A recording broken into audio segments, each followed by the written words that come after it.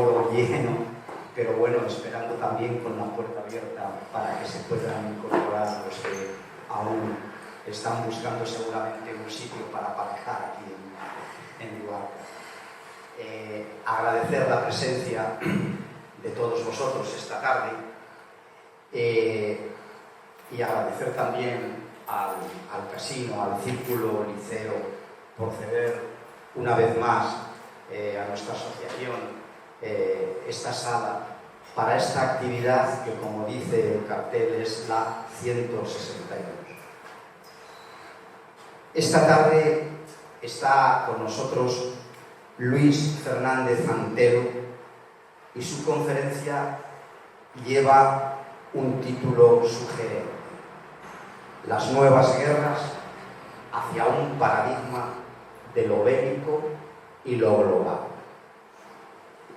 La significativa y muy bella fotografía que ilustra el cartel de este acto representa a unos soldados escoceses que se distraen con un perro en las trincheras de la Primera Guerra Mundial, y esta fotografía y su contenido quizás forme parte del mensaje en esta reflexión que Luis nos quiere comunicar sobre las llamadas nuevas guerras de la actualidad. Antes de su intervención, permítanme que les dé muy breve referencia de su preparación y actividad profesional.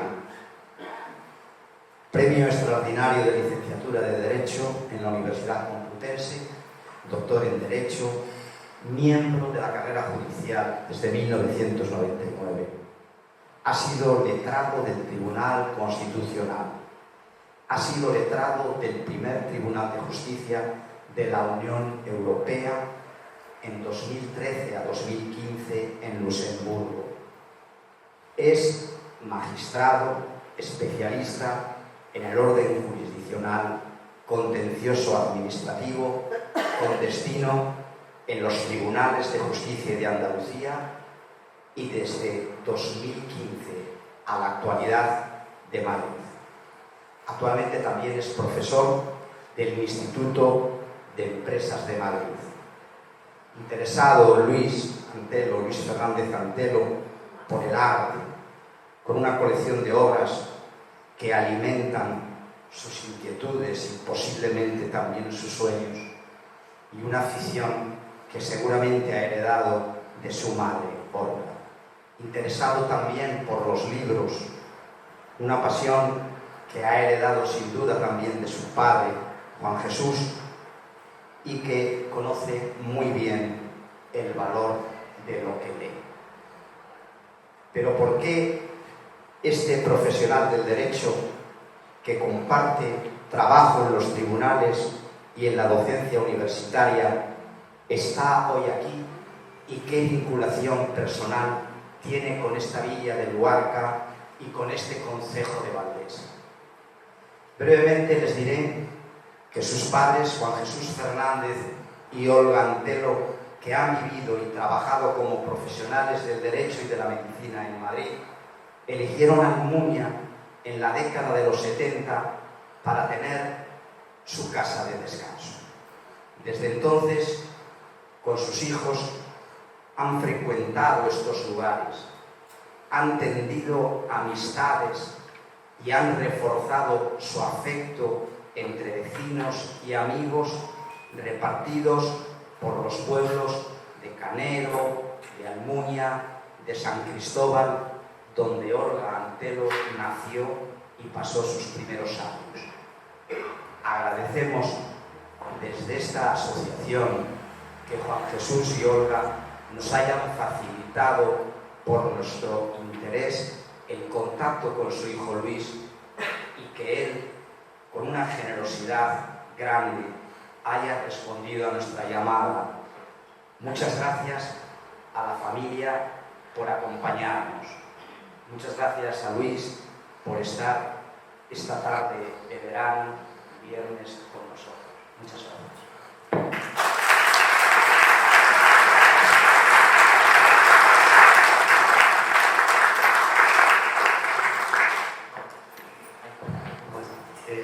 me oye bien? Sí. Pues primero gracias a la Asociación Viento del Norte por haberme contactado, a Antonio María Jesús por haberme traído aquí, y es un placer, la verdad. Primero porque prácticamente juego en casa, llevo aquí desde que era pequeño en Almuña y gran parte del aforo son conocidos y o amigos, así que en segundo lugar, desgraciadamente, la temática es así de sugerente por lo actual.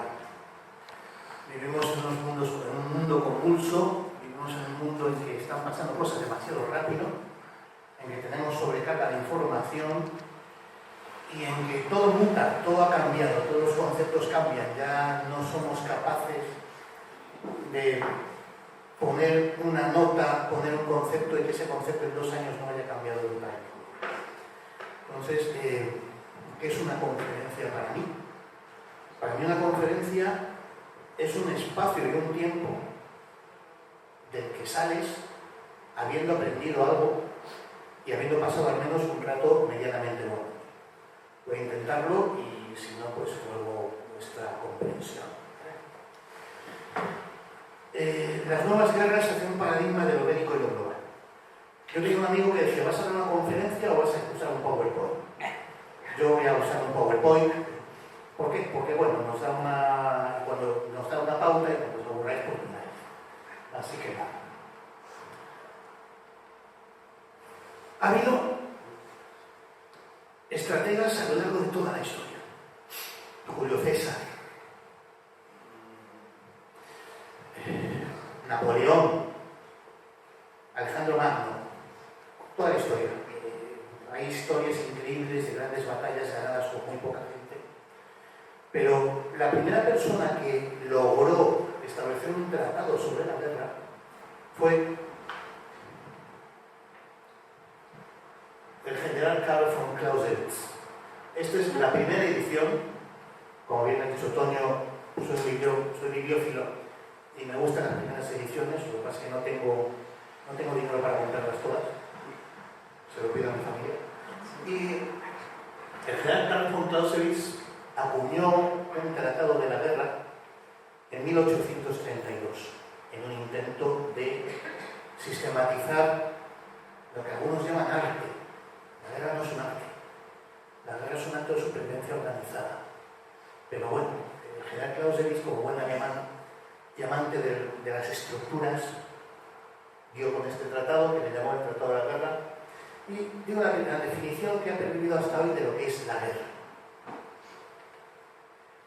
La guerra es un acto de fuerza entendida por violencia, hasta hace poco, violencia física, violencia material, que se lleva a cabo con un fin concreto, que es obligar al adversario, cualquier adversario que sea, a acatar nuestra voluntad.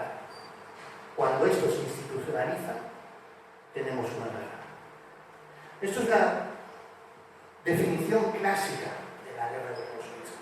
Con esto habíamos venido conviviendo o viviendo durante los últimos 200 años e incluyendo lo que era la guerra durante los últimos 70.000. Hay guerra, que va a poner una diapositiva. Si vosotros recordáis 2001, el mono cuando toca el monolito, lo primero que hace es coger un hueso, que utiliza lo prensil. ¿Y para qué lo utiliza? Pues para estampar al otro mono y hacerse con el poder. La guerra es un instinto, la guerra es la consecuencia del egoísmo. Aquí viene mi hermano. Es de lo que me presta para los libros de las ediciones, así que... Vente adelante. Eso es una película, es verdad. Y la guerra existe, es tan anciana como el hombre y su racionalidad. Tan anciana como cualquier instinto. La guerra es un instinto sublimado de egoísmo, por decirlo de alguna manera. ¿Qué ocurre ahora? ¿Cuáles son los elementos de toda guerra en todo caso? Lo primero, la sumisión del contrario, no por la convicción, sino con medios coercitivos, con medios de presión. El segundo elemento sería que las ganancias del vencedor directamente son consecuencia de las pérdidas del derrotado. Y eso lo hemos visto desgraciadamente en el siglo XX con los tratados, el Tratado de Versalles de 1919 y todo esto, que lo que hacían era imponer unos regímenes sancionadores, unas condiciones brutales sobre los vencidos hasta el punto que darían lugar, en cierto modo, a la propaganda que a su vez daría lugar a la Segunda Guerra Mundial. Los alcances del vencedor en las guerras son una consecuencia directa de las pérdidas del derrotado, para el país o para la entidad que vence. Otra cosa que ya veremos en todo lo que tiene que ver con la economía de guerra, tanto para la población civil como para toda la gente que hace fortunas con el extraperlo, con las acciones de guerra, con los suministros, etc. Y el tercer elemento de toda guerra es que se produce un cambio de situación, un cambio de statu quo en las relaciones entre los contendientes que va a durar décadas y a menudo siglos. Tratados como el de Utrecht de 1713 nos han dado como consecuencia el problema de Gibraltar, que sigue. Tratados como el de 1949, todos los tratados de Washington, nos están dando consecuencias que siguen. Y esto ha conformado la historia de la evolución de las sociedades durante miles de años. Guerras de apropiación, guerras de sumisión, guerras de conquista, etcétera, etcétera, han dado lugar a cambios de status quo brutales. Ya veremos cómo esto ha ido evolucionando según ha ido avanzando el tiempo y según ha ido avanzando la velocidad con la que avanza el tiempo.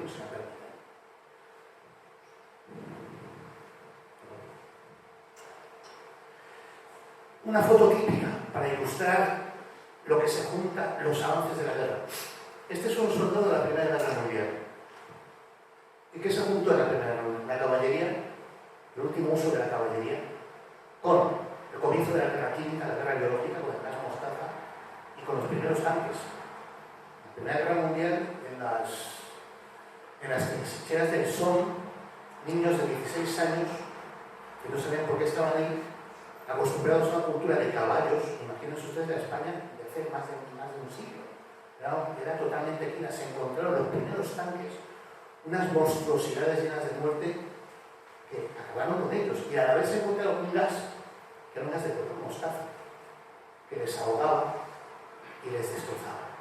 Aquí empezó el concepto, la concepción. Aquí tomó la sociedad, con la Primera Guerra Mundial, la conciencia de que algo estaba cambiando. Que la guerra no iba a ser la misma nunca. Que no iban a ser los enfrentamientos clásicos basados en las reglas de la guerra. Ahora iba a haber una serie, iban a introducirse una serie de adelantos que iban a montar para siempre el concepto de enfrentamiento. Y también empezaron los aviones, el balón rojo, todas las leyendas se comenzaron a forjar en la Primera Guerra. Esta es la guerra, como ya he dicho, la Primera Guerra Mundial fue el comienzo de esa percepción de que algo estaba cambiando, de que algo no estaba cambiando para bien y de que era consecuencia tanto del progreso como de un comienzo de globalización. ¿Hasta dónde hemos llegado? Pues hemos llegado, por ejemplo, a la creación de elementos como este. ¿Esto qué es?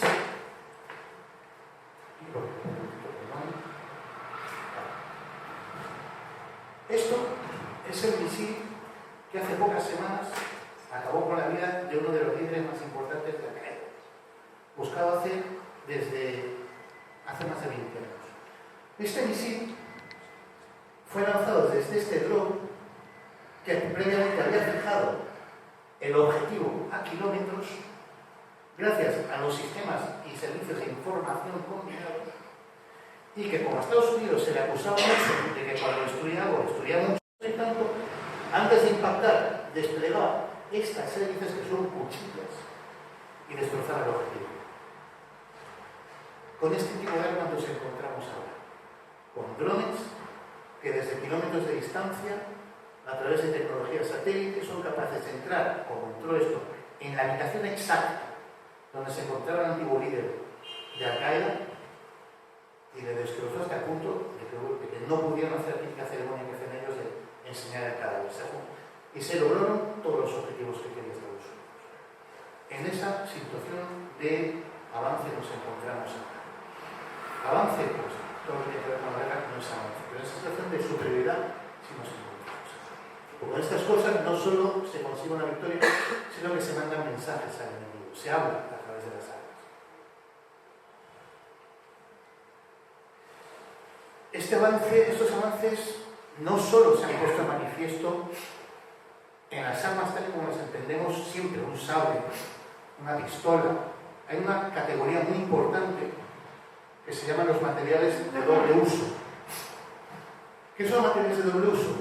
Los materiales de doble uso están regulados en un reglamento de la Unión Europea de 2021 que los concibe como aquellos productos que pueden destinarse a usos tanto civiles como militares, y entre los que se incluyen productos que pueden utilizarse para el diseño, el desarrollo, la producción o el empleo de armas nucleares, químicas o biológicas y sus sistemas vectores, incluidos todos los productos que pueden ser utilizados tanto para usos no explosivos como para ayudar a la fabricación de armas nucleares u otros dispositivos nucleares explosivos. Y se incluye el software y la tecnología. ¿Qué era el concepto de material de doble uso hasta hace poco? Material de doble uso típico era el rodamiento. Los rodamientos son estas bolitas, iba a traer uno, pero son estas bolitas de metal que lo mismo sirven para estar en un motor normal que para meter en una bomba y que la capacidad explosiva de esa bomba y de causar daño sea mucho más. De aquí se fue a considerar material de doble uso, por ejemplo, para la óptica. Un cristal de óptica avanzada puede servir tanto para el microscopio de SB8A como para un dron o para un satélite que identifique a un enemigo desde kilómetros de distancia en el cielo. ¿Y ahora qué ocurre? Antes más o menos materiales de doble uso, los cerámicos. ¿Por qué? Porque la cerámica aguanta muchas temperaturas y la cerámica puede servir para determinados elementos constructivos o puede servir también para un avión militar que tenga que ir a una altura muy grande y que sin ese material no puede aguantar esas presiones. ¿Qué ocurre ahora? Como el concepto de guerra se ha expandido tanto, material de doble uso no es ya solo esto. Material de doble uso también es el software y es la tecnología. ¿Por qué? Porque como ya veremos, cierto software que utiliza GPS para localizar concentraciones de personas puede también ser utilizado para la guerra. Y de hecho se está utilizando, por ejemplo, en Ucrania. Vamos a hablar de Ucrania. ¿Por qué? Porque desgraciadamente es el ejemplo más moderno y más actual. No intentaré cargaros con Ucrania, pero lo viendo como ejemplo de lo que está pasando. Entonces, se conjugan las armas avanzadas con que cosas que antes no eran armas, ahora ya lo son. Y que si no son armas, pueden utilizarse como armas.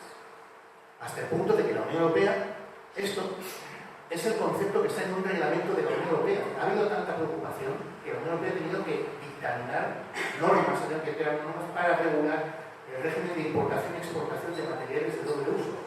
¿Por qué? Porque si yo digo que estoy llevando bacterias, yo puedo exportar bacterias o bien para tratar una enfermedad o bien para desarrollar una bacteria. Eso es el concepto de materiales de doble uso. Eso es con lo que estamos desgraciadamente tratando ahora mismo. Y esto nos lleva al concepto que más abarca o que más define lo que vamos a ver hoy, que es el concepto de guerra híbrida. Por lo tanto, de guerra híbrida es en lo que nos encontramos ahora ya desde hace bastante tiempo. Hasta el siglo pasado teníamos guerra convencional, ahora tenemos guerra híbrida. Mientras en la guerra convencional se usa armamento en su sentido más típico, unido a la violencia física, la guerra híbrida, ¿qué supone? Supone que se utiliza normalmente y de manera conjunta una serie de medios no convencionales que son concebidos, son modificados y en todo caso son dirigidos expresamente al objetivo clásico de sojuzgar al enemigo. Es un concepto, nadie les va a poder dar un concepto concreto de lo que es la guerra híbrida. ¿Por qué todo el mundo habla de guerra híbrida ahora? Pero ¿por qué no se puede dar un solo concepto? Porque es un concepto dinámico.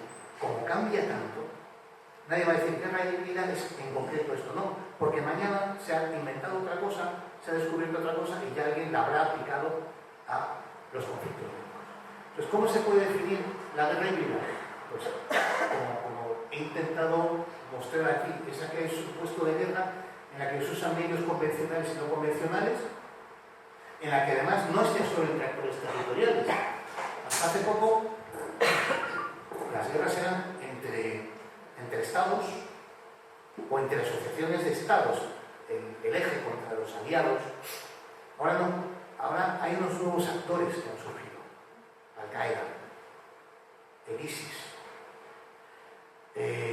colectivos con poder internacional que quieren cambiar gobiernos. Ahora, estos colectivos, que podemos decir que no tienen base territorial, sí son partes de la guerra. No hace falta hablar de todos los atentados que ha habido, no hace falta hablar del 11, no hace falta hablar del 11 de septiembre para ver que ahora ya la guerra no es como antes, ni siquiera desde el punto de vista de los actores. Antes se peleaba Hungría, Austria-Hungría con Inglaterra, ahora no. Ahora es a lo mejor Europa Occidental contra el ISIS, Europa Occidental. Y este es otro concepto muy importante para la guerra híbrida. Y suele ir dirigida no tanto a la destrucción de la población civil, cuanto a modificar las decisiones de los líderes de los países, a hacer cambiar de opinión a los que mandan. Porque eso ya, para hacer cambiar de opinión a los que mandan, ya no es una cuestión de lanzar bombas muchas veces, sino que es una cuestión ya de utilizar otros medios para incluso hacer que la opinión pública de ese país cambie de opinión. Ese es el concepto de guerra híbrida que fue utilizado por Hoffman hace ya más o menos una década, y que cada vez se está utilizando más, está abriéndose paso en el vocabulario oficial.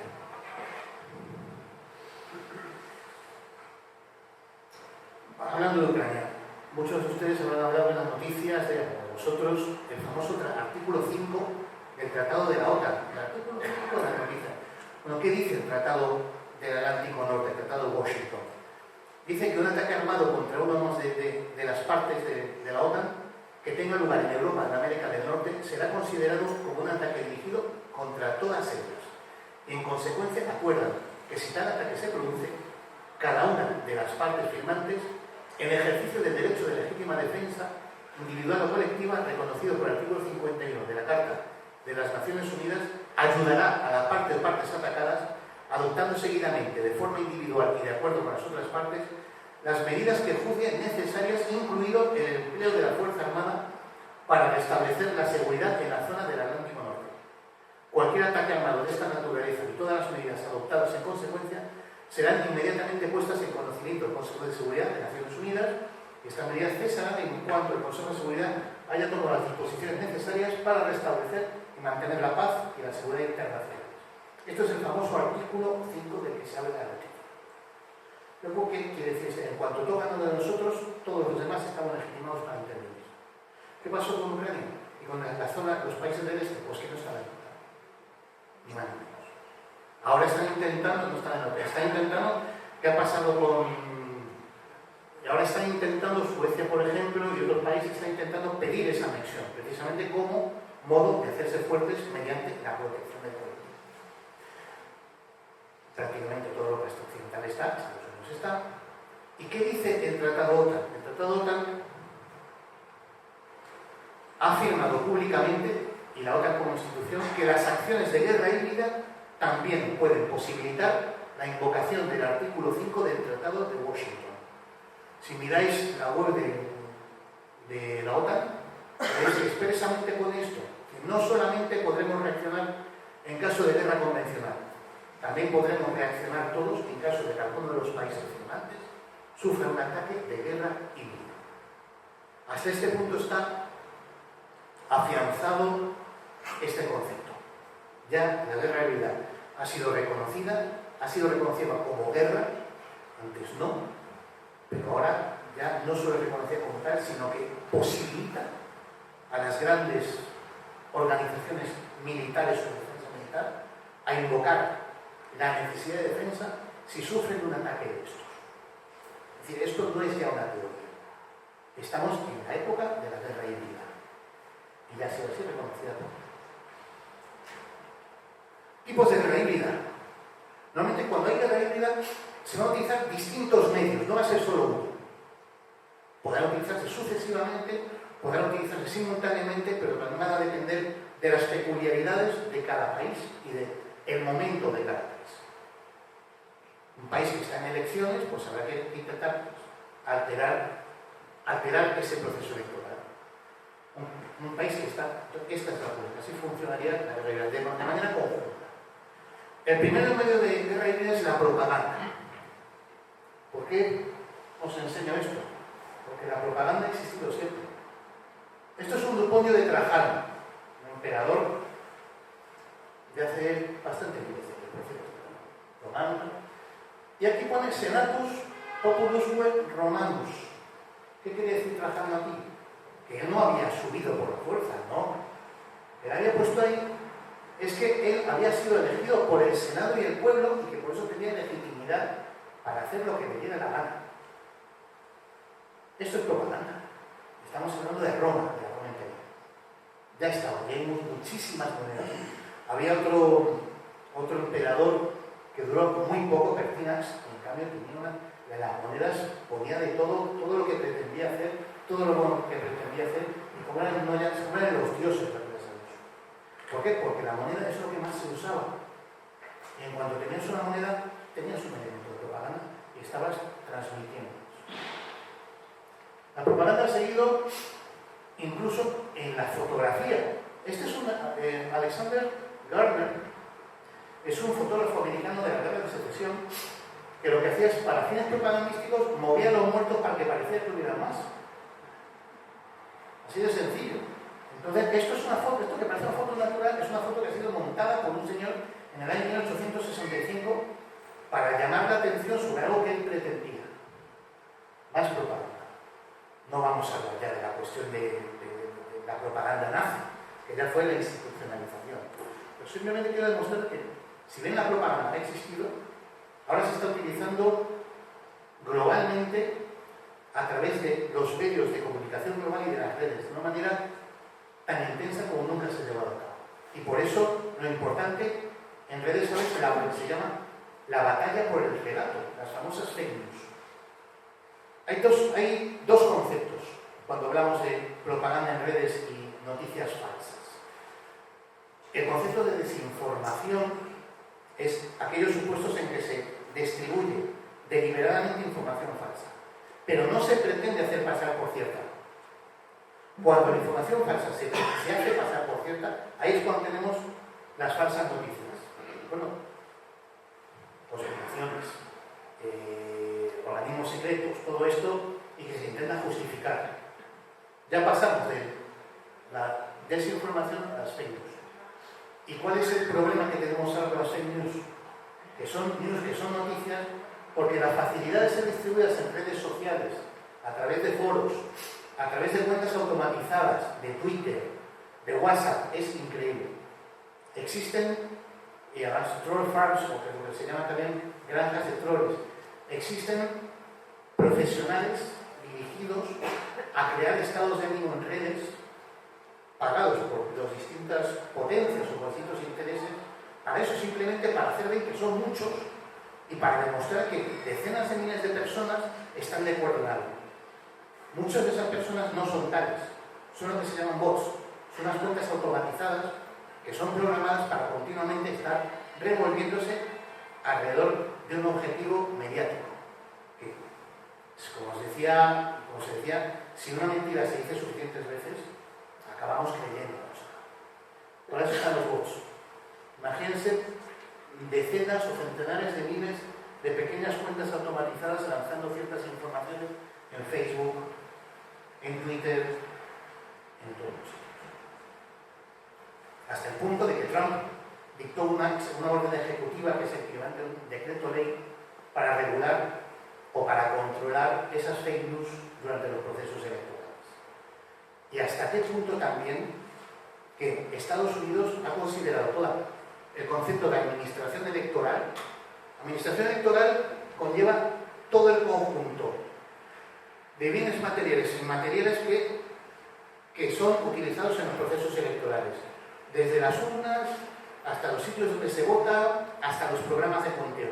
Han sido designados como infraestructura crítica. ¿Qué quiere decir infraestructura crítica? Que cuentas que tengan los virus. Así de sencillo. Desde el año 2017, cualquier cosa que tenga que ver con los procesos electorales en Estados Unidos es considerado de una sensibilidad extrema rayana con los secretos oficiales. Imagínense, es muy fácil alterar los programas de conteo. Es facilísimo los recuentos electorales. La única manera de no alterarlos es que los están protegidos, usarlos en un momento tan concreto que nadie se pueda adelantar y dejarlos previamente establecidos. Esto también son medios de guerra híbrida, lo que se llama la guerra electoral y la guerra por el relato.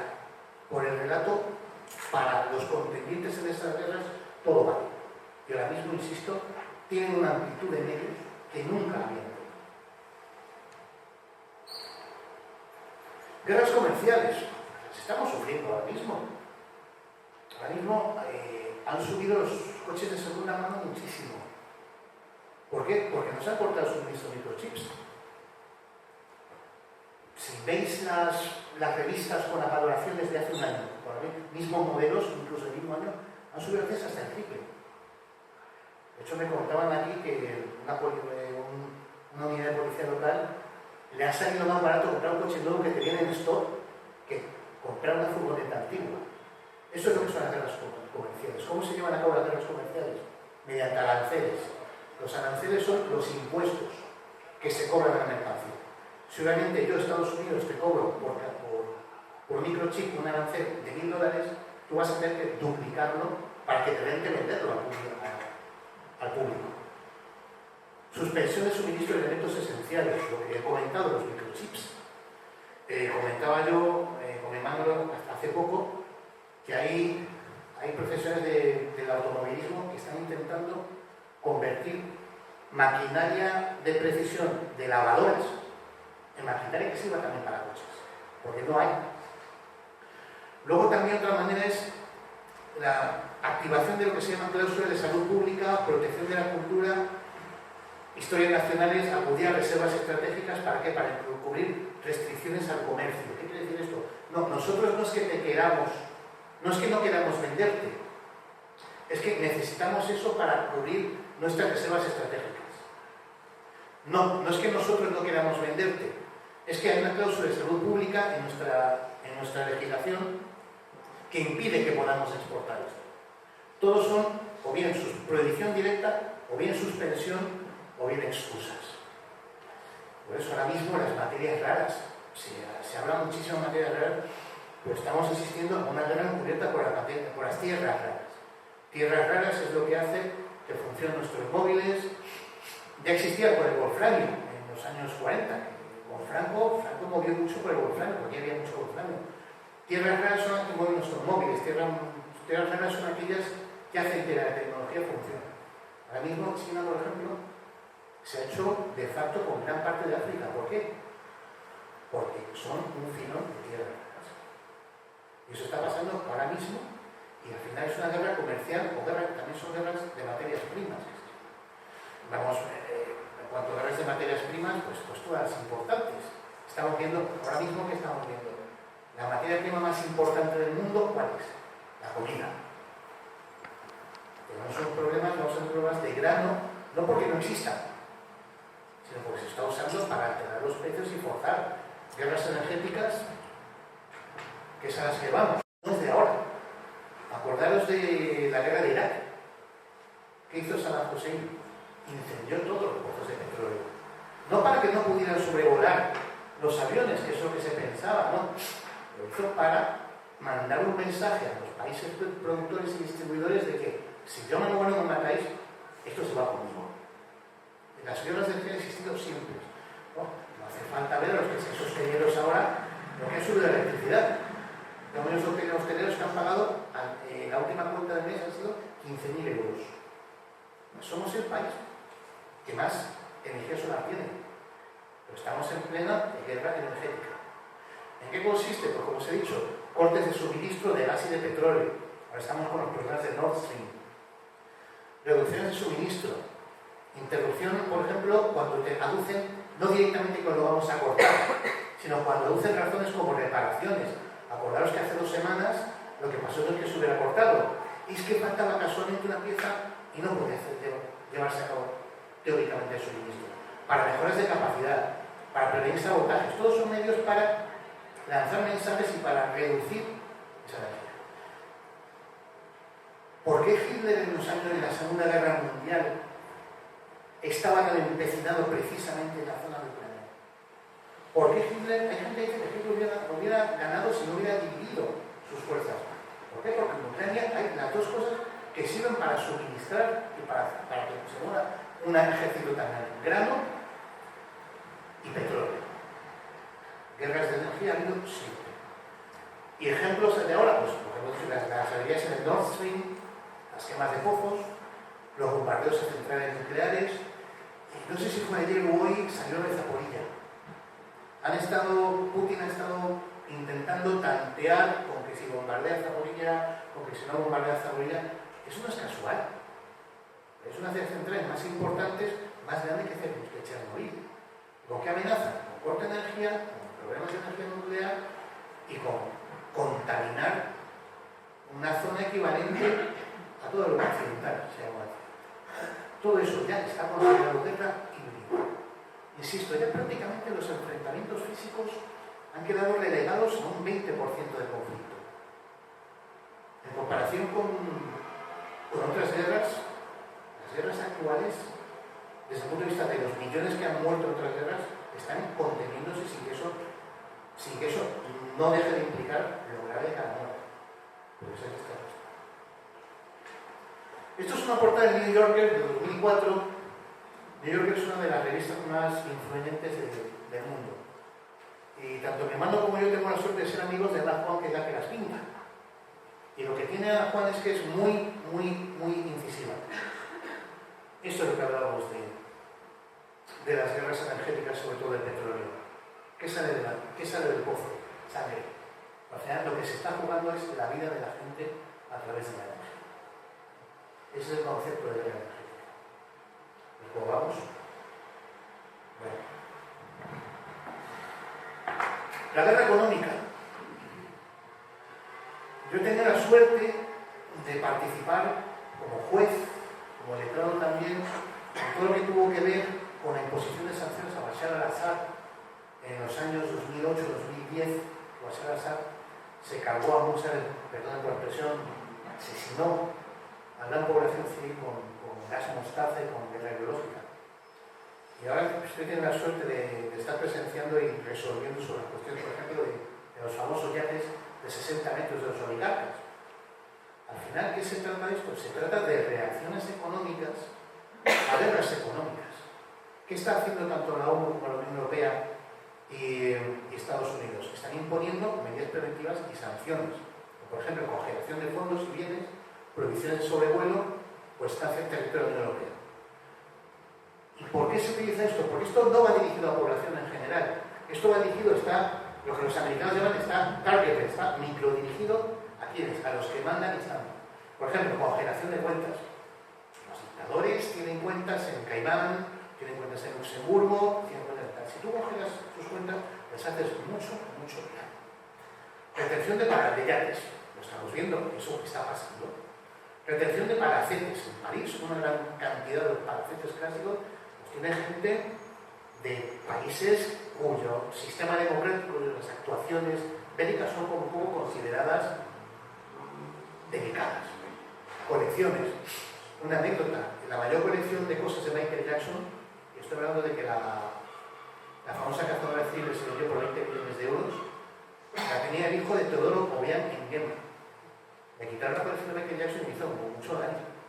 Estuvo a punto de dejar casi el poder y de entregarlo todo. ¿Y qué hace daño también? Pues el que te puede venir a París a comprar Place Vendôme. Eso, a la señora o a pues que no puedas ir a Ibiza, que no puedas ir a Place Vendôme a comprar, que no puedas ir a tu palacete de edad, que es lo que hace más daño. Estos son lo que se llaman medidas preventivas.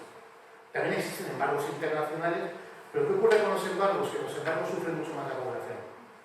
Tenemos, por ejemplo, el embargo a Cuba. El embargo a Cuba, la situación esa de lo que cada uno piensa como régimen, lo está sufriendo la población cubana. Entonces, también es considerado guerra híbrida. Y otra cuestión muy importante es la detentación de grandes cantidades de deuda pública y las divisas.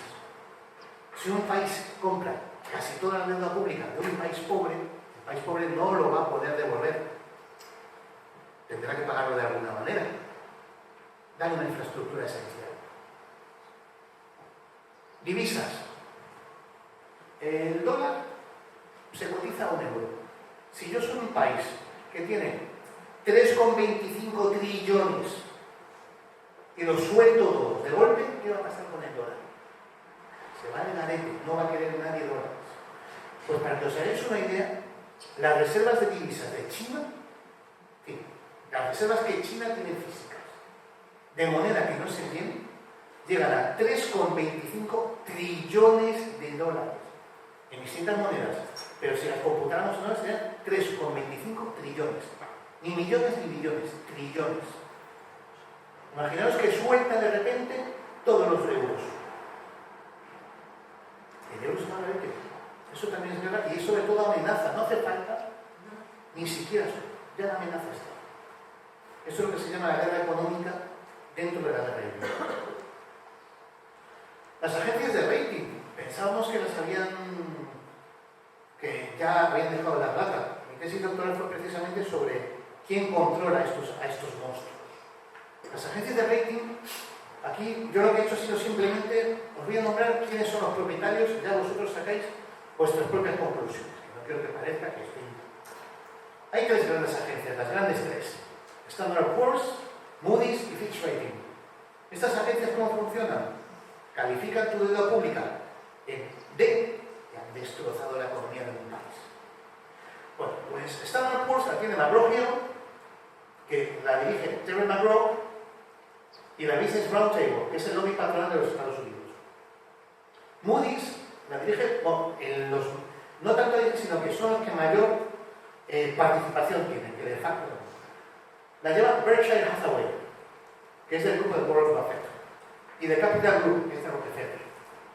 Y Fitch lo lleva Fimarak, que es de Mark de Sharia, que es ha sido de Bilderberg, y la corporación Hearst. Estos son los que tienen las 3 grandes agencias. Y pensamos que habían desaparecido. Pues no, si fijáis, si veis las noticias, veréis que están empezando a resurgir con opiniones sobre Ucrania, sobre la deuda, sobre Rusia. El peso que tienen estas agencias, desde el punto de vista de la guerra financiera, es increíble. A Grecia la destrozaron. Y a las grandes corporaciones las pueden destrozar. Es lo que está intentando hacer, por ejemplo, este cambio de relato económico. Ahora mismo, pues, si hablamos, por ejemplo, de Elon Musk con sus twitters, en cierto modo, que está intentando alterar también la percepción sobre la cotización de las expectativas económicas y financieras. Esto es guerra. Esto es guerra. Totalmente. Ciberataques y guerra híbrida. Lleva viendo, para que os hagáis una idea, el Consejo General del Poder Judicial hemos sufrido como 40 ataques en los últimos meses. Te suspenden todo, no puedes utilizarlo y pagas. La bolsa. Están dirigidos, más o menos, yo los definiría como aquellas actuaciones alegales, no son ilegales, cuidado. Son ilegales cuando ya se meten a fondo. De expertos informáticos que no suelen ser nacionales, sino que suelen ser bastante mercenarios, con el fin de suspender o alterar las informaciones y contenidos, o también de destruir, de hacer caídas a la red o de tomar el control de redes de telecomunicaciones, de medios de prensa. WhatsApp se cayó hace unas semanas y casi nos morimos todos. Parece mentira, no podemos mandar el meme. Pues esas cosas hacen pupa. Bancos y medios de pago. Si de repente ahora que estamos tendiendo hacia la informatización de todos los medios de pago, ya prácticamente la imagen de la señora, del señor, para actualizar la libretita ya no existe. Ya se va a quedar en algo casi típico. ¿Qué pasa si se cae la página web de Bankia, por ejemplo, de Caixa? O si se caen a la vez la Caixa y el Santander. Sistemas financieros y bursátiles. Ha habido suspensiones de las bolsas de Nueva York. Páginas oficiales del Poder del Estado. Sistemas de tráfico terrestre, aéreo o marítimo. Los semáforos los controlan algoritmos que pueden ser manejados. Y si de repente este tiene un verde y este tiene un verde, ¿qué va a pasar? Eso se maneja. Sistemas de tráfico aéreo también. Solo hace falta dar con la persona suficientemente experta y ya lo sabe. Y sistemas de armamento, yo creo que ya solo ver las películas están también regulados, todos los sistemas de armamento están regulados informáticamente. El problema es el acceso. El famoso sistema de doble botón, doble autorización. Da lo mismo, si tú te metes en el sistema, ni 2 ni 20 botones, puedes hacer lo que quieras. Puedes lanzar, puedes modificar trayectorias, puedes activar escudos, puedes hacer lo que quieras. Esto es la guerra híbrida a través de ciberataques. Y se están dando. Muchas veces que dicen, no podemos dar, se ha caído, cuando oigáis, se ha caído el servidor, lo normal es que ahora tengamos algún problema. De algún ciberataque o de alguna sorpresa. Eso es lo que digo. Otro tipo de guerras, no sé si estoy siendo muy pesado, muy bien. Las guerras de segregación de territorio, lo mismo. Voy a intentar, estoy dando noticias, todas son botejadas, ¿vale? Yo soy muy de datos, es un programa que tengo yo por mi profesión. Cito aquí al diario El País, en una editorial de 23 de mayo de 22, hace nada, sobre Rusia y Puigdemont. Los rusos se interesaron por la firmeza del plan de independencia de Puigdemont y ofrecieron apoyo financiero, energético, militar, de 1.000 soldados, esta una videollamada con Putin una vez culminada la secesión. A cambio aspiraban a una legislación favorable a las criptomonedas. En esa reunión, Tata estuvo presente, esto ya no tiene nada que ver. Cuando tú en un territorio introduces inestabilidad, ya tienes poco más que hacer. Pues no vas a encontrarte en un territorio unido. Te basta con irte con uno de ellos y ya te cargarás de él. Pasa en Centroamérica, lleva desde los años 50 pasando. En Colombia, tú introduces inestabilidad, sea por secesión, sea por fomentar grupos de guerrilleros, sea por fomentar, y ya tienes una inestabilidad que te va a servir tanto para poder alinearte con uno de ellos como para también justificar tu intervención. No es que venimos a protegeros. No podemos protegeros nosotros, no es que vosotros no podéis. El hecho, el fomento de la inestabilidad tiene una razón política y bien pensada y bien planeada. Muy pocas cosas pasan en política internacional, lo veo como consultor de relaciones internacionales, por azar, casi ninguna ya. En un mundo que sabemos al segundo lo que está pasando, a 10.000 kilómetros pasa muy poca cosa. Máxime con el tratamiento actual de la información de los servicios de Internet. La guerra demográfica. Existe el concepto de bomba demográfica. Existe el concepto de armas de migración masiva. No lo he inventado yo. Os voy a contar una anécdota que es cuando estaba el entonces presidente de Estados Unidos intentando aleccionar a Deng Xiaoping. Oye, tenéis que facilitar la migración de los pobres de vuestro pobre pueblo. Tenéis que hacer que vuestro pueblo salga, tenéis que facilitarlo. Me parece muy bien. ¿Qué dijo Deng Xiaoping? Dijo, me parece muy bien. ¿Cuánto quieres? ¿10 millones? ¿100 millones? Te lo regalo a Estados Unidos. Vas a ver lo que pasa. La demografía sirve para desencadenar, mantener o modificar guerras actuales. Esto no os voy a aburrir con esto. Estos son, todo esto, son conflictos en los que se ha usado desplazamientos demográficos. Desde 1953. De Alemania a Estados Unidos, de Vietnam del sur a Vietnam del norte, de Argelia, de Austria a Estados Unidos, de Estados Unidos, todo esto son movimientos demográficos que han sido utilizados para modificar políticas o forzar a regímenes a cambiar sus políticas.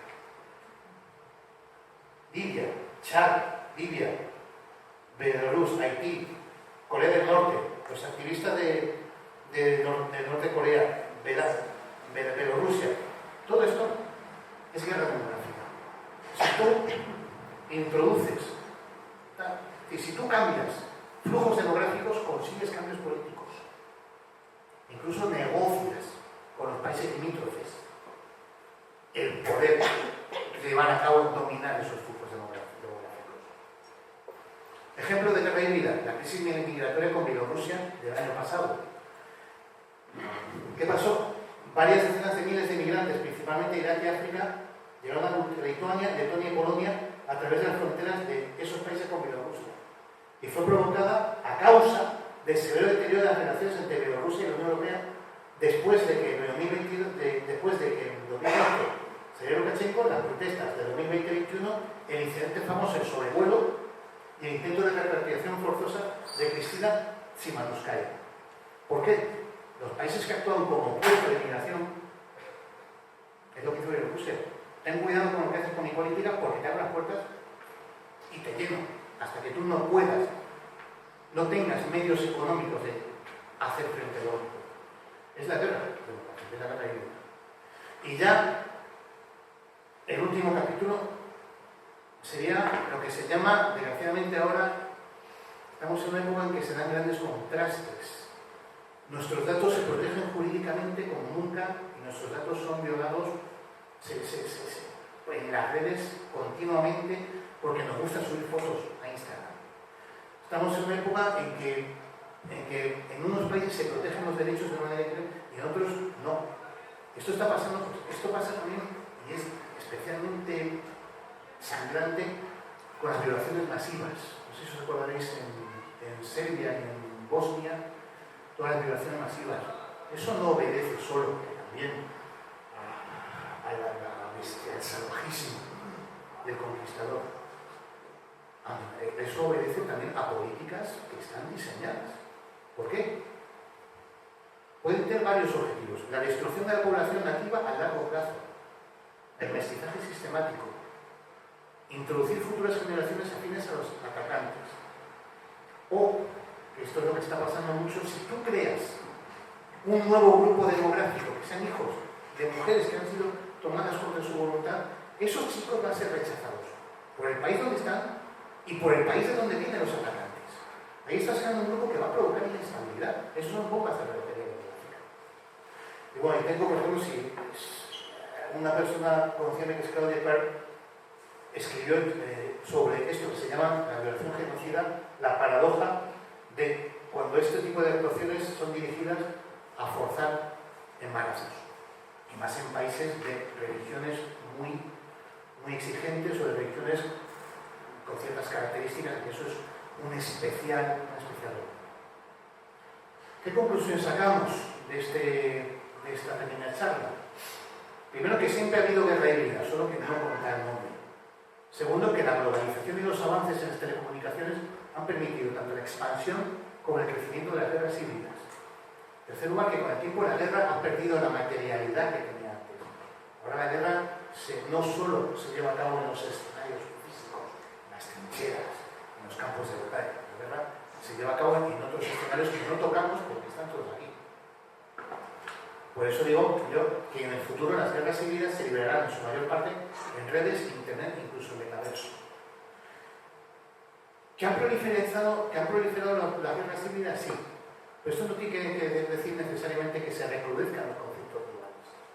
Si tú logras modificar la política de un gobierno a través de una política de guerra híbrida económica, no tiene que haber derramamiento de sangre. Y al final, yo os decía, el concepto de guerra híbrida nunca con los avances tecnológicos. Es imposible dar un concepto, solo se puede dar un concepto en un momento muy claro, pero mañana habrá mutado, presente por mañana saldrá otra cosa. Y esto es un poco lo que pretendía comunicaros. Estamos como decían los chinos tienen una maldición que es, ojalá haya tiempos interesantes. Bueno, después de, no vamos a hablar de guerra, no vamos a hablar ni de guerra biológica, no he hablado de guerra biológica, ni de los virus, ni de cosas estas, por eso como diría Michael Ende, esto es otra historia y ya se hablará en otra ocasión.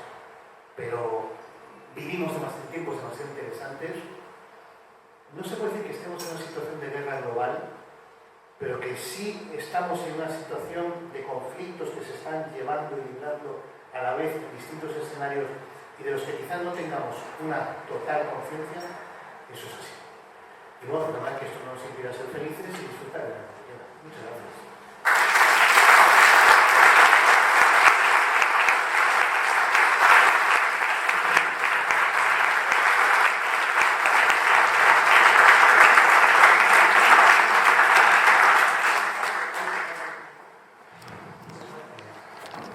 No sé si alguien quiere hacer alguna pregunta. Sí. A ver, si alguien quiere hacer alguna pregunta, les acercamos el micrófono. Perdóname porque os haya dado tantos datos. Pero que a mí lo que decía antes, a mí me gusta que la gente salga de mis conferencias con algo aprendido o con alguna nueva inquietud. Disculpadme. Estuvo muy bien porque efectivamente nos enseñaste y nos pasando atrás. Eso. O sea, muchas gracias. ¿Alguien quiere hacer alguna pregunta, por favor? Muchas gracias, Luis, por la charla. La verdad es que me alegro de que de esas pedradas que nos llevamos de niños hicieras un experto en conflictos a más alto nivel. Y una fue por ti, vale, estimular esa vía. Me quedo cierta tensión, porque pones un poco la situación de guerra en todos lados, al fin y al cabo, y de alguna forma interpreto que una situación como nosotros podemos considerar de paz en la que nosotros estamos viviendo podría tener un trasfondo, es decir, son paces soportadas sobre tensiones y sobre la paz del más fuerte favoreciéndose de esas situaciones, ¿no? Entonces, me pregunto, la pregunta sería un poco, ¿cómo defines tú un poco, de forma pragmática, la paz? ¿No? Porque hablamos así de guerra, el concepto contrario, ¿cómo entiendes tú por la situación de paz? Gracias. Yo fíjate por la charla. Sí. La pregunta es tan buena, ¿eh? Sí. A ver, esta situación que también has descrito, o sea, esa situación de conflicto armado se ha vivido siempre. En la Edad Media, las antiguas iglesias, que no son catedrales románicas, eran así de fuertes porque eran sitios donde se escondía todo el mundo cuando venían los otros a degollar. Hemos tenido, desde la fin de la Segunda Guerra Mundial, hemos vivido en una guerra fría. Que en los principios de los 80, acordaros de la famosa película esta sobre una eventual bomba atómica en Estados Unidos. Eso era guerra fría. Con Reagan estuvimos a puntito. Con Crash estuvimos a puntito. Con la crisis de vaya cochinos y los misiles estuvimos a puntito. Yo creo que nosotros, nuestra generación, yo creo que somos los más privilegiados que no hemos vivido ningún conflicto. Hemos vivido muchos conflictos larvados, pero ningún conflicto abierto. Por ahora, incluso los de esto, ¿qué quiero decir con esto? Que siempre estamos sobre una base de conflictos larvados. Siempre, siempre. Poned cualquier fecha y os diré qué conflicto estaba. Lo cual me lleva a concluir que, teniendo que aceptar que siempre habrá conflictos larvados, para mí la paz es la inexistencia de conflicto material y de conflicto que se esté desarrollando entre dos países o dos entidades. Mientras que la paz para mí es esa situación en que el conflicto no está allá. Preguntas, ¿estamos en guerra? No. Afortunadamente.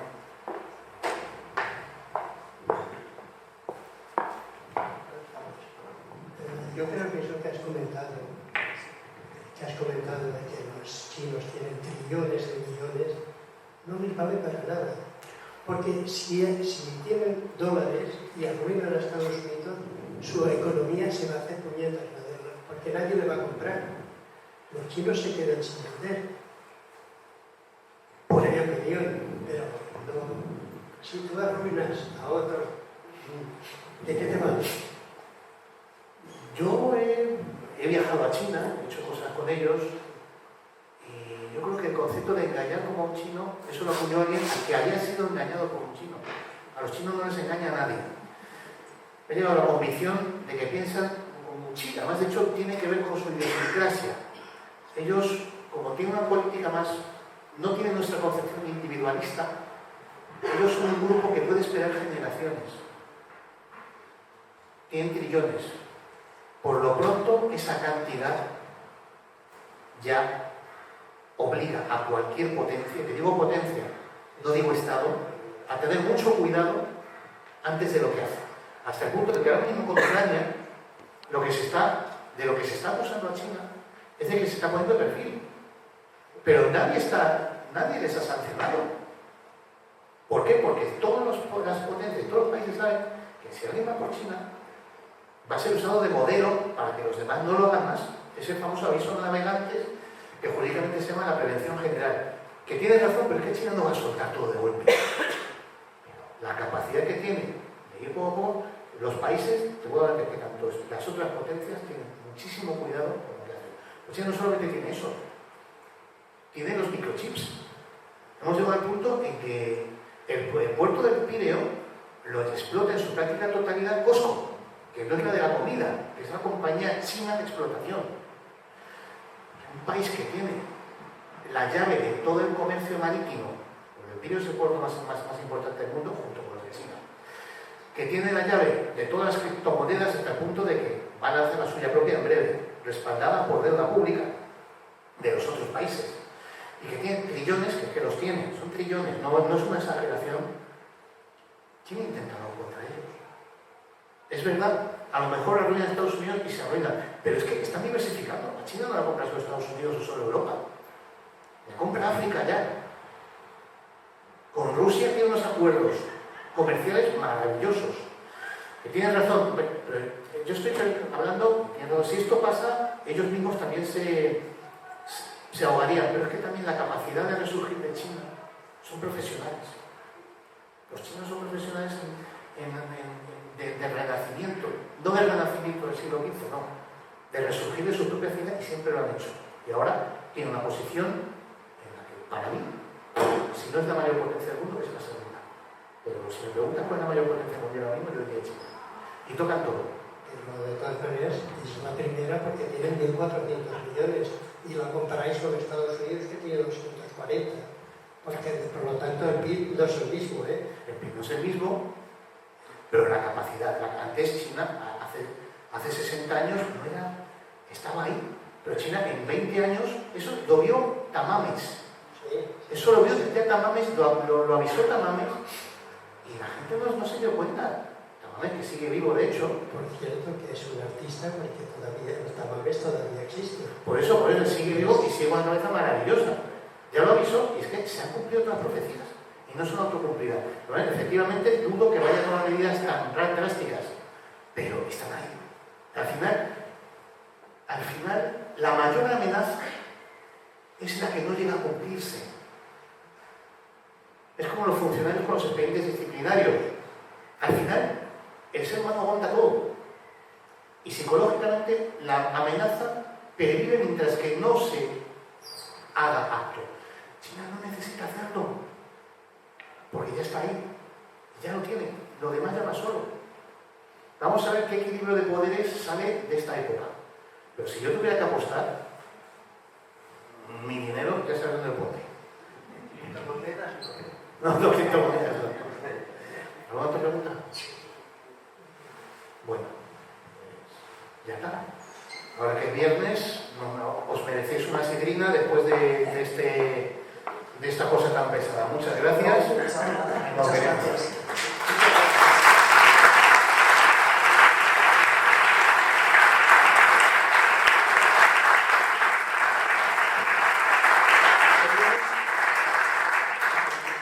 Queríamos anunciaros que el próximo viernes, día 2 de septiembre, volvemos a tener otra conferencia que la imparte don Darío Villanueva Prieto, profesor emérito de la Universidad de Santiago de Compostela, académico y exdirector de la Real Academia de la Lengua.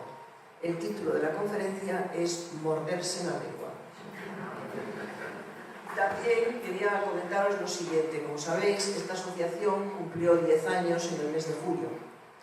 Una asociación en la que, bueno, estamos cada vez aumentando los socios, gracias a todos ustedes y al apoyo que nos dan. En estos momentos superamos los 200. Como ven ustedes, es la actividad 162, o sea que en estos 10 años pues trabajamos, y gracias a todos los ponentes que, como Luis, desinteresadamente pues vienen a darnos conferencias, asistimos a óperas, a zarzuelas, obras de teatro y demás. Entonces, para celebrarlo, vamos a tener un concierto en el conservatorio el día 9 de septiembre a las 20 horas en el conservatorio por un cuarteto que se llama El Arca de Mozart. Les invitamos a todos ustedes, es abierto, y después posteriormente tendremos una cena, una espicha entre todos. Gracias por venir y gracias a todos ustedes. Gracias.